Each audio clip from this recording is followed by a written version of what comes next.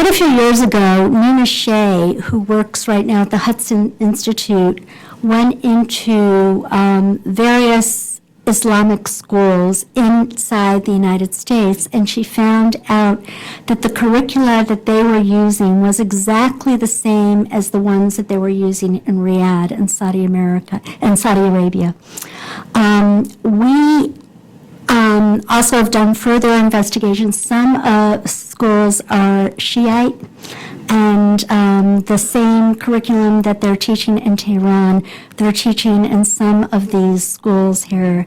Now, you touched on the issue of education, which I think is key. And we actually discussed informally the fact that there are American children also who don't understand what the fundamental guiding values of this nation are. And unfortunately, under the huge Bible of political correctness, people are afraid to even teach American children these values. I'm wondering if you feel, as I do, that this is incredibly important and that every school, whether it be private, public, religious, or secular, have some kind of core curriculum of what it means to be an American and what our values are and what the First Amendment is. Because I feel very, very strongly that this is a long slog that we're facing, and perhaps, it will take a great deal of resolve to face this enemy. So we have got to educate our children of what it is that's worth fighting for. And if you could just say a few words about that, I'd really appreciate it. Yeah, good. So, so education, a lot of people talk about national security, and people tend to look at national security, especially with the political, debates and everything going on today. They look at national security as something that the military gets involved in sort of over there, or our political partnerships and relationships sort of outside of the country. National security, probably the most important element, the most fundamental component of the United States national security is our education system. Okay, period. It's not even our economic system.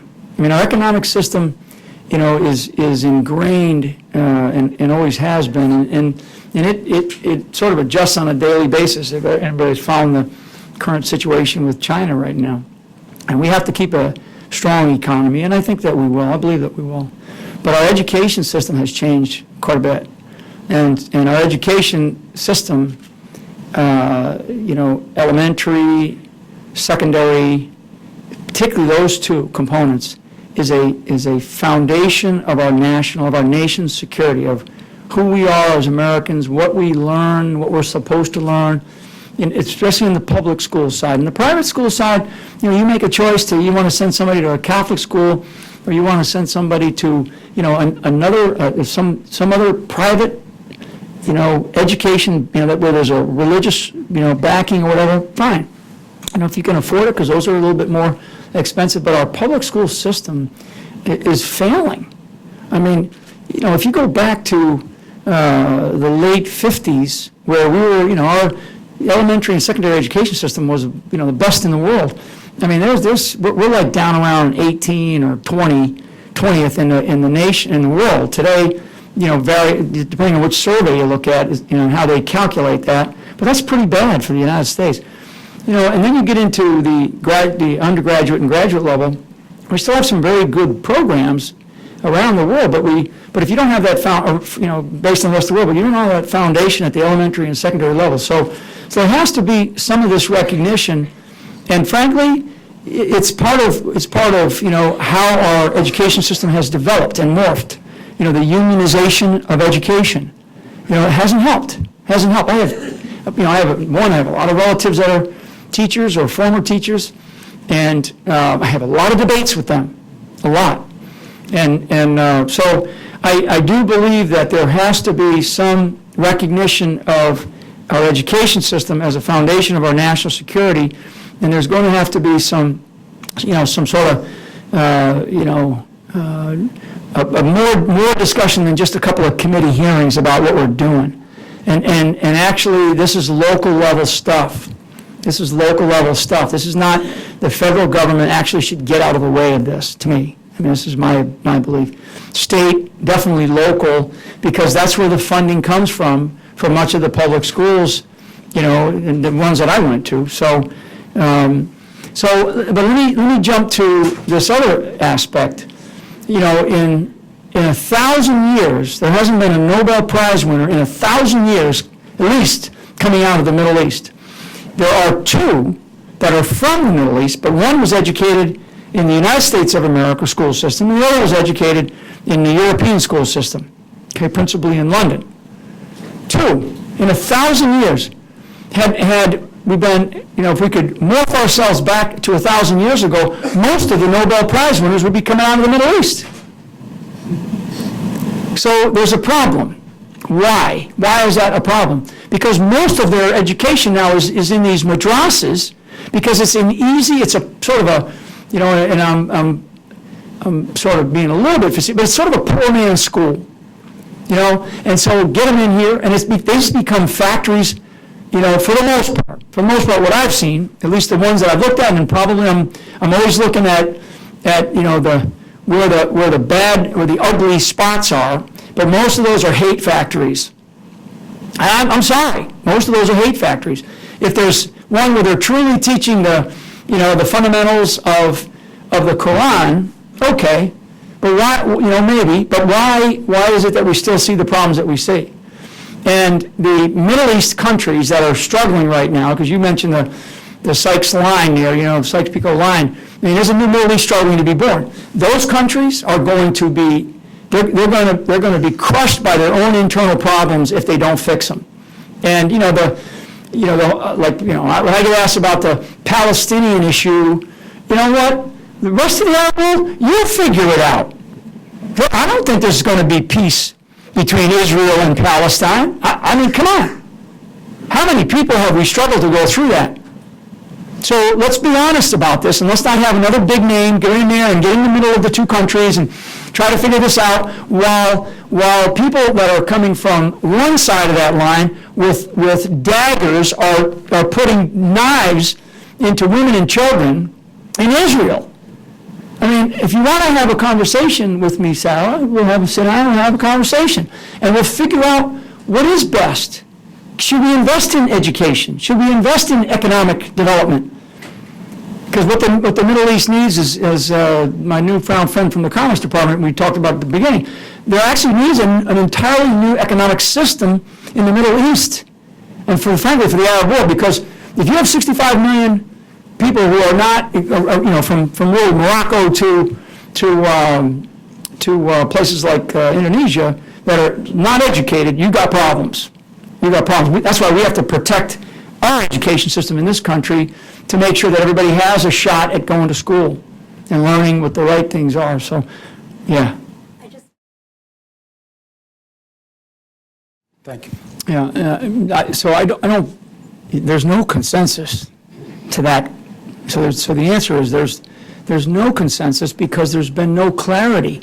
I mean, there's been no, you know, and this goes a couple of presidents too. So, you know, there was a long time ago, and I read this, I don't know whether it was in high school or wherever, where I read why, in fact, actually, if I remember, I was probably in middle school. I read why people vote for a president versus voting for a party. And essentially the article talked about people tend to go and vote when it's a presidential election, year election. People will tend to vote for who they think can lead the country the best, instead of going in and just clicking, D or R, right, and blindly voting. And I really still believe that. I still believe that to a degree. And so maybe what we haven't had is we haven't had people who have demonstrated that they can lead actually running for president. So, because a leader in an organization, and I learned this in the military, I think, but, it's like, if you do something at home, your mother tells you to clean up the house.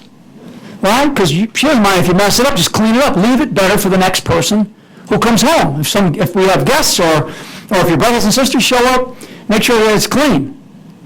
It's like leave whatever you touch better for the next person.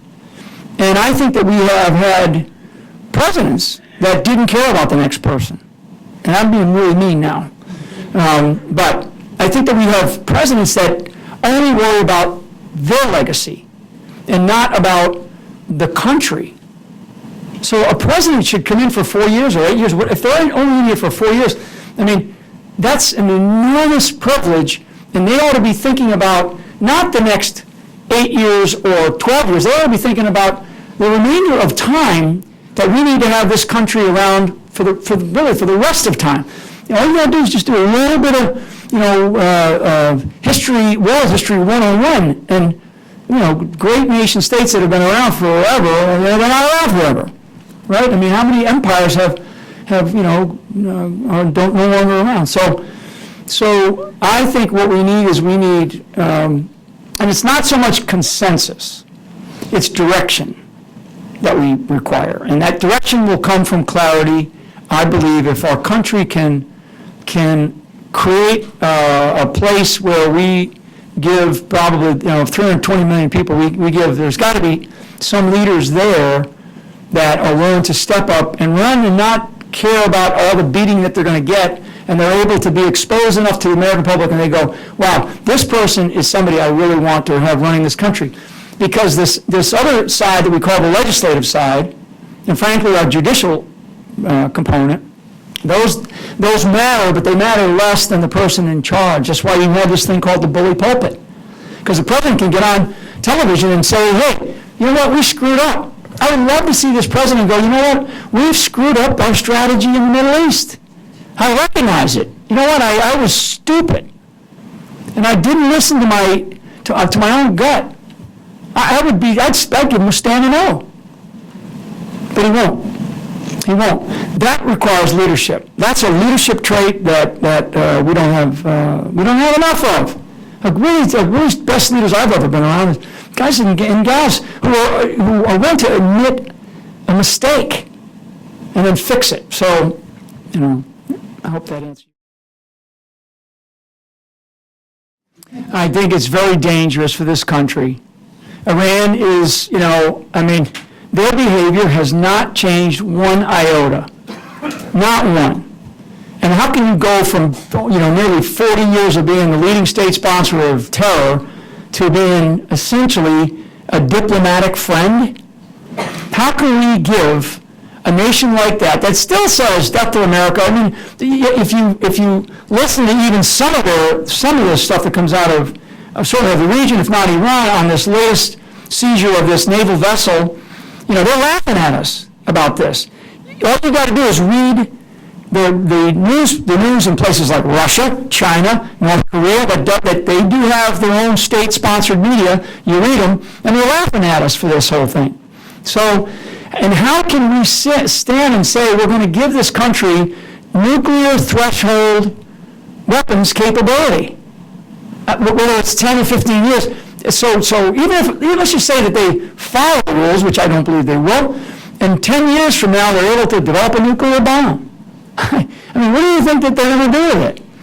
So it's insane that we have this relationship, and it's insane that we have this relationship with the leading state sponsor of terrorism in Iran, and we have this really lousy relationship with Israel, the state of Israel right now. I mean, how did that ever come to be? And I don't know what goes through the head of the President of the United States. I do have some idea, some of which he, those advisors that are around him. But you know what? I mean, this is an ideological shift in our country that, frankly, that's why I think this next election matters.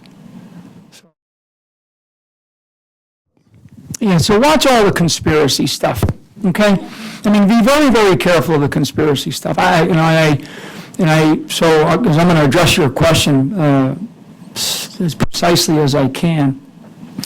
The United States Navy is the most high-tech Navy in the world, okay? So if we have a naval vessel at sea, or we have a naval aircraft at sea,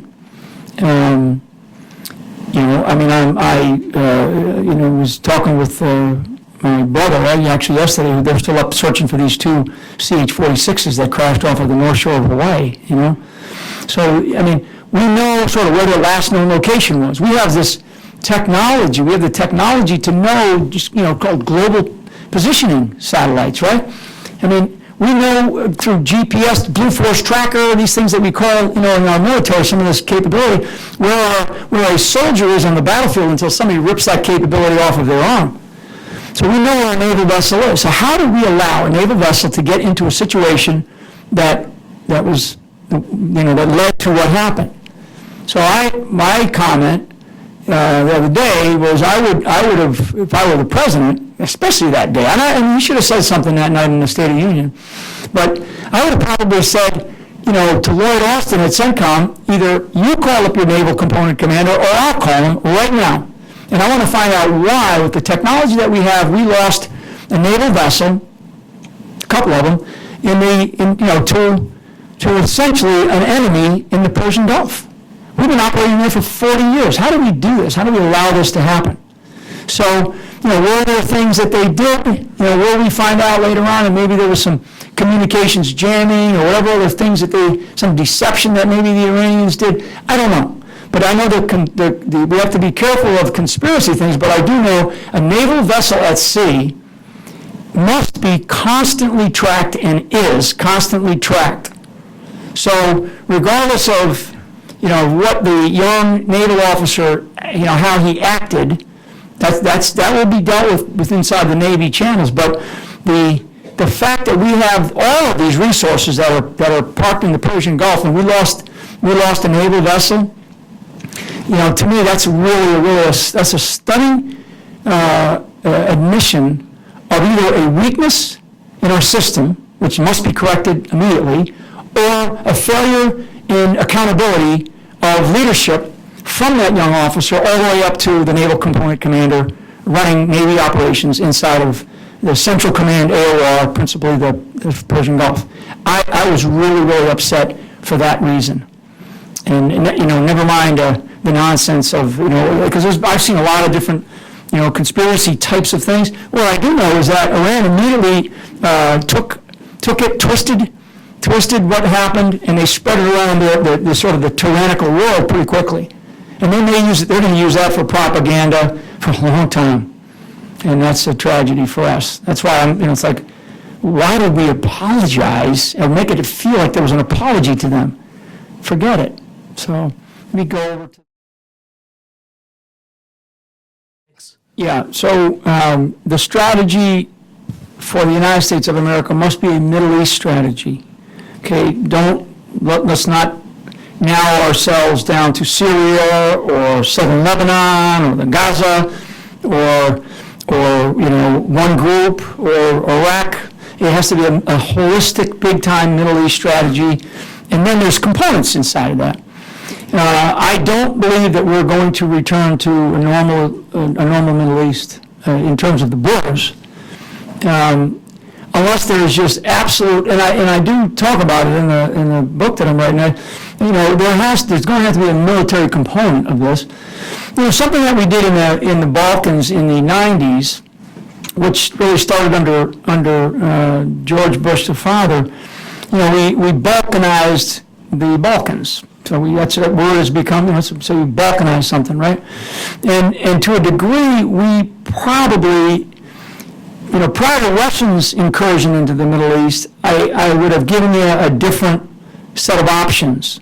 But once Russia entered the fray, the way they did, our options became less and less. The closer you come to war, okay?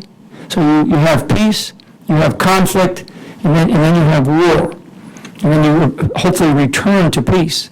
But when the closer you get to war, the less options you have, the greater the risk, and the more the cost.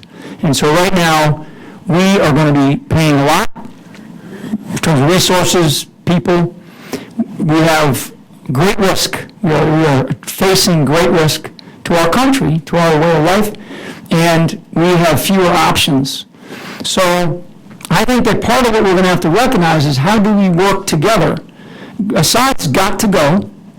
Now Assad ought to go in front of they ought to pluck him out. The Russians ought to pluck him out, send him up to The Hague, put him in a jail cell right next to, the Milosevic's of the world, try him in front of an international tribunal, with all the evidence that can be put against him, particularly using chemical weapons on his own people in violation of all sorts of things, as well as other things that he's done.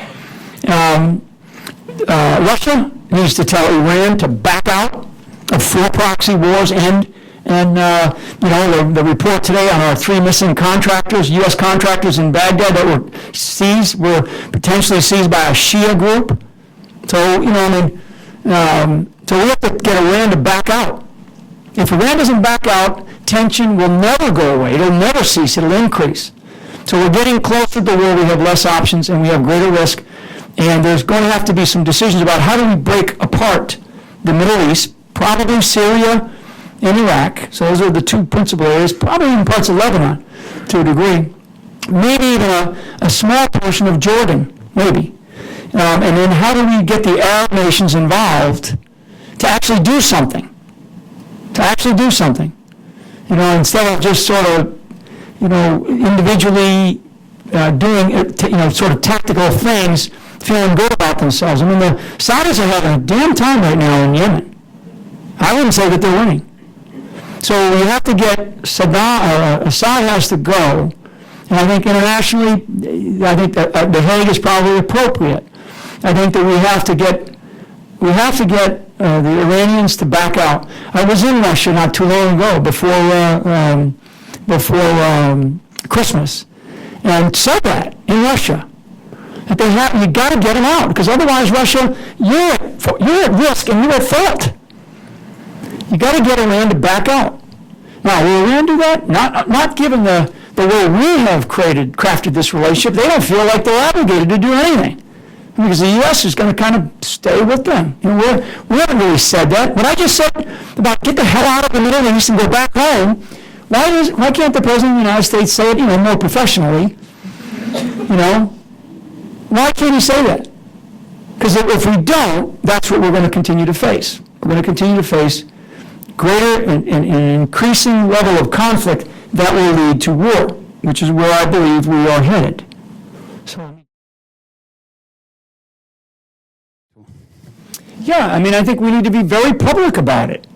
Very public about what they do right now with their own citizenry. The Al-Jubeir, the Minister of Foreign Affairs Foreign Minister for Kingdom of Saudi Arabia, he said the 2 things that we will never let go of is our security and our religion.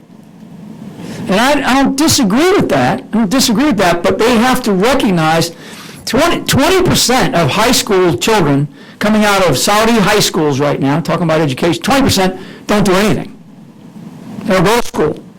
There's another group that goes to different schools, in and around Saudi Arabia principally, and then there's sort of an elite that comes over here and gets educated in the West, and then they go back, and frankly, they're struggling. The new doubly crowned Prince Mohammed bin Salman, a young man, he's trying to figure out ways to do that. But to get more young people to doing more things that benefit their country and move away from this radicalized form of Islam. So what can the United States do? I think the United States has to be far more clear and not use diplomatic sort of double talk about I'm going to come in and I'm going to be your friend, but back channel I'm going to tell you, hey, if you can help stop these guys from going into or stop funding or stop whatever of the Islamic State. We can't do that. If we know it for sure, let's say it publicly. Let's have a public conversation about this. Okay, let's make this very, very public. Okay, no one in the world should accept radicalized Islamists and their behavior. No one. So either you stand up, king, crown prince, prime minister, president, like President Al-Sisi did a year ago, and he said, he goes, should we expect that 2 or 7, I think it was 1.7 billion people on the planet? This is Al-Sisi, I'm paraphrasing a bit. Should we expect 1.7 billion people Muslim people on the planet are going to kill the other 7 or 6 billion people that live here? No. So he called for a revolution, a reformation in this religion.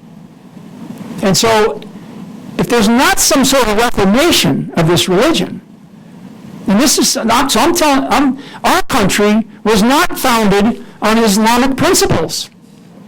And if you read Hamilton and you read, some of our other founding fathers, and you read about what they looked at, they studied the rest of the world to create this experiment we call the United States of America. And they found that aspect, those religions, to not be in sort of, in sync with our Judeo-Christian values. So we have to espouse what we know is true. And if you want to continue to accept this system, you are going to have to take measures inside to do more. So by appointing a guy who is actually more stringent on what's called haya, which is you can't have women and men inside going around holding hands. You get arrested, right? I mean, it's amazing some of the systems that they have. But why? I mean, you're taking, let's just say, 50% of your population, and you're limiting your ability to maximize the potential of your country.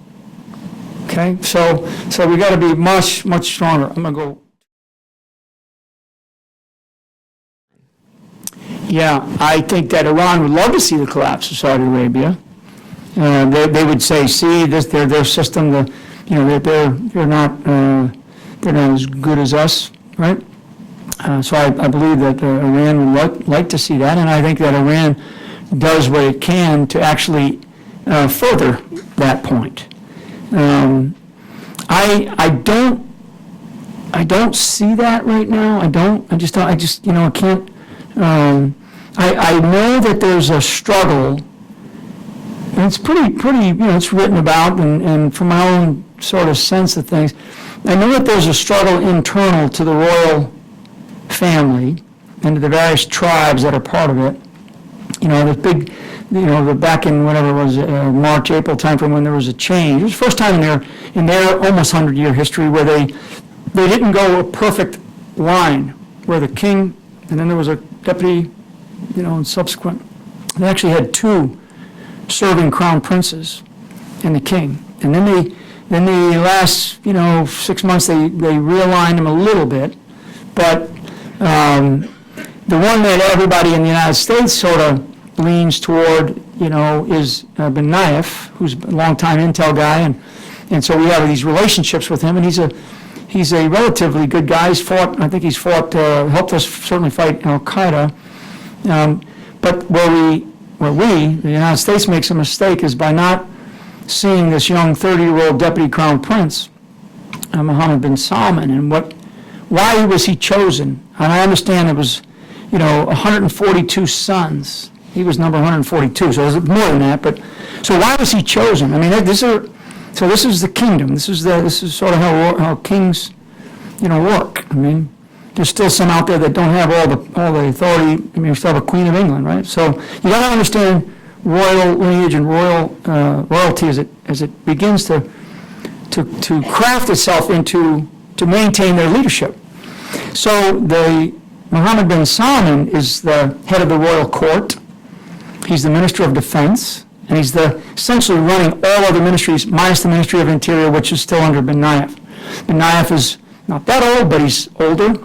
The king's health, not great. Ben Nayef, his health, he's a big, strapping young kid. And I always, in a way, jokingly remind people that Alexander the Great was, they figure around 23 years old, who dominated half the world. So don't underestimate youth, is my point. And I think that he's at least smart and savvy enough to sort of stay where he's leading. The problem is that in countries like that, I think that there's less, they're very well protected. If there was an assassination, which has been attempted in other parts, certainly been attempted in our own country. So there would have to be a major crisis to see a collapse of that. Now, is a major crisis looming? I believe that there is one looming. Will Saudi be, part and parcel to that? They will certainly be part of it. I don't know if they're going to be a parcel to the collapse of something, but, so it's a relatively long answer to your question, but I don't see that right now. I just don't. Let me go one more question right here to George. Wow. Yeah, so they're confused. I can tell you that minimum are those countries that we have worked with. Because I'm watching myself calling people friends or allies or whatever these days because, it's like the old adage of, there's no friends, there's just interest, right? So they're confused. They're definitely confused. Now, all this nonsense about, we're doing all these great things inside of Iraq. I mean, we left. So there's this effort that we went through when we surged another 50,000 troops into Iraq, and we did the sort of the awakening in the Al-Anbar desert with the Al-Anbar tribes, and then we left. So you think that they trust us? And no. And they love those military forces that are working with them day in and day out. They love them. But when they look at, it's kind of like somebody leaves. Are you coming back? Egypt's having the damnedest time right now, and we should like put Al-Sisi on a pedestal. Honestly, I mean we should because it's like the guy is like he recognizes it for what it is. Now, why? Maybe he spent a lot of time in the West. Maybe because he's got a decent education. Maybe because he's just a guy that gets it. But he recognizes that, hey, and frankly, as I've said very publicly, Egypt is one bullet away from total anarchy. Total anarchy. Al-Sisi gets assassinated, which I know that he's got massive protection around him. But if he goes, there's not some other guy behind him. There's some other people, but there's not somebody like him. That's a problem. It's a problem in that region sometimes, where you don't build, like Israel builds leaders. They invest in their future. These countries, they don't. They steal. So they steal from their future. So a guy like Al-Sisi, he recognizes that to a degree. And I think that others, the monarchies have a difficult time. And they have to invest in their future. I think that what happened, back to your question, I think that what happened was a smart decision because they looked at the future. They looked at a 30-year-old kid that could be around for 60 more years because he comes from a line that actually lives a long time. They look at that, okay? So maybe he'll be around till he's 90 and he can take Saudi into a new direction. I hope. I mean, I'm hopeful of that. I'm actually talking to a lot of these folks in that country, encouraging them to think like that, and I hope that they do. But we can't surge trust. You got to go build it over time. You have to be credible. You have to be very honest, and you have to say if you can't do something, you can't do it. But I really, like I said up front, you've got to be transparent, because like I love this phrase, the truth fears no questions, and so. Because it's what you believe. And from a president, the president has to essentially say what the American people believe, and at times, the president has to be such a big leader that they have to say what the president believes, but it has to be what's best for the country, not what's best for some stupid political party. We can't have that. So anyway, let me get off my soapbox. Thank you very much. Thanks, Sarah. Yeah. Thank you so much. Great. Thank you so much for coming. I'm sure you all agree that Pick up a copy of this, too. This is